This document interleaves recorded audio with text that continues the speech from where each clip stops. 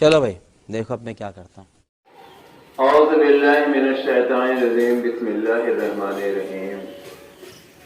صحیح مسلمان کیسے بنے؟ پھر اور مذہب میں اور اسلام میں فرق کیا ہے؟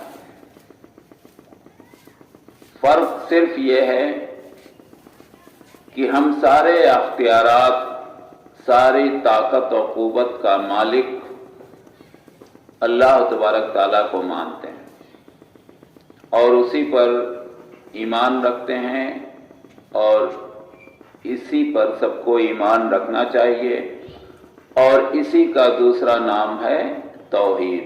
کوئی عبادت کے لائق نہیں ہے، کسی کے اندر کوئی طاقت قوت نہیں ہے سوا اللہ کے، ہر طاقت و قوت کا تنہا مالک صرف اور صرف اللہ تبارک تعالیٰ۔ نبیوں اور رسولوں کو جو معجزات دیے گئے ہیں وہ اللہ تبارک تعالیٰ کی طرف سے، ایسا نہیں ہے کہ نبیوں اور رسولوں کو اس پر قدرت حاصل تھی، نہیں۔ آپ جب قرآن شریف کا مطالعہ کریں گے تو اس میں پائیں گے کہ اللہ تبارک تعالیٰ نے کہا کہ اے نبی صلی اللہ علیہ وسلم، جو ایمان نہیں لانے والے ہیں وہ ایمان نہیں لائیں گے، ان کی ڈیمانڈ بار بار پوری کرنا یعنی معجزے کے طور پر دکھانا، یہ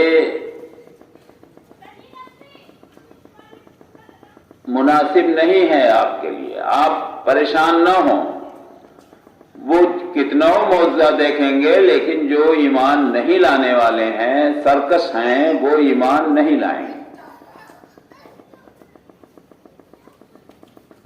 تو معجزات تمام دیے گئے ہیں، لیکن اس کو آپ اختیارات میں شامل نہیں کر سکتے، پھر تو وہی وہ ہو جائے گی جو اور مذہب کی فلسفی۔ مثال کے طور پر دوسری مثال سے سمجھیں کہ اللہ تبارک تعالیٰ نے سارا کام فرشتوں کے ذمے ڈال رکھا ہے، ان سے کرواتا ہے، جیسے بارش، جان ڈالنا، جان نکالنا، ہوا چلانا، اور طرح طرح کے کام ہیں جو فرشتوں سے وہ لیتا ہے، جس کو جو کام سونپا ہے وہ کام اسے کرنا۔ اب جیسے بارش فرشتہ برساتا، لیکن دعا ہم فرشتے سے نہیں کریں گے، دعا بارش کے لیے اللہ تبارک تعالیٰ سے کریں گے۔ نہ ہی اس فرشتے کو یہ اختیارات ہیں کہ وہ جہاں چاہیں، جب چاہیں، جتنی چاہیں بارش کر دیں، نہ، وہ اللہ کے حکم کو بجا لائیں گے۔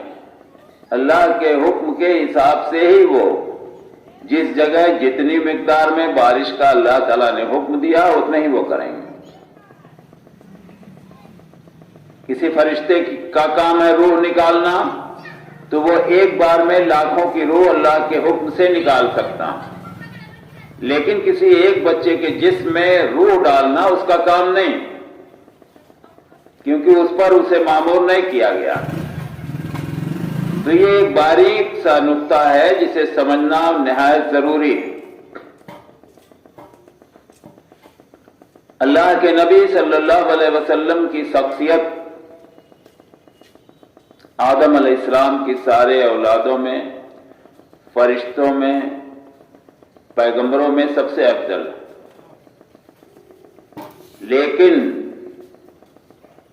آپ انسان و جنات دونوں کے پیغمبر بنا کے بھیجے گئے، لیکن یہی لیکن آپ کو سمجھنا ہے، اللہ کے نبی صلی اللہ علیہ وسلم نے خود اپنے بارے میں فرمایا ہے، مجھے میری تعریف حد سے زیادہ بڑھا چڑھا کر نہ کرنا یہود و نصرانیوں کی طرح، مجھے ہمیشہ اللہ کا بندہ اور اس کا رسول کہنا۔ اللہ کے نبی صلی اللہ علیہ وسلم ہمیشہ اس کا خیال رکھتے تھے کہ میں اللہ کا بندہ ہوں اور وہ خالق ہے، مالک ہے، رازق ہے. اور یہی آپ کی تعلیم تھی، یہی سارے نبیوں، سارے پیغمبروں کی تعلیم تھی. کبھی کسی نے اشارہ نہیں کیا کہ جو کچھ میں کرتا ہوں وہ میری اپنی ذاتی طاقت و قوت ہے. ہاں یقیناً اللہ کے نبی صلی اللہ علیہ وسلم کی دعائیں جو بھی نکلتی تھیں اللہ تبارک تعالیٰ فوراً قبول کر لیتا. اس طرح کی سینکڑوں مثالیں. لیکن جو ایک حد بندی ہے اسے قائم رکھنا توحید کے لحاظ سے نہایت ضروری ہے. آپ صرف ایک چیز میں یہ کہہ سکتے ہیں کہ اللہ تبارک تعالیٰ کا فرمان اور نبی صلی اللہ علیہ وسلم کا فرمان قریب قریب ایک جیسا. اس لیے کہ نبی صلی اللہ علیہ وسلم نے دین کے معاملے میں کوئی فرمان اپنی طرف سے پیش نہیں کیا. اسی لیے اللہ تبارک تعالیٰ نے کہا ہے کہ تم اگر مجھ سے محبت کرتے ہو یا میرا قرب حاصل کرنا چاہتے ہو تو میرے نبی کی اتباع کرو. یعنی نبی صلی اللہ علیہ وسلم کا ہر فعل اور قول اللہ تبارک تعالیٰ کا فرمان. اللہ کے نبی صلی اللہ علیہ وسلم قدم قدم پر یہ چیز ثابت کرتے رہے کہ میں پہلے بندہ ہوں پھر اللہ کا رسول.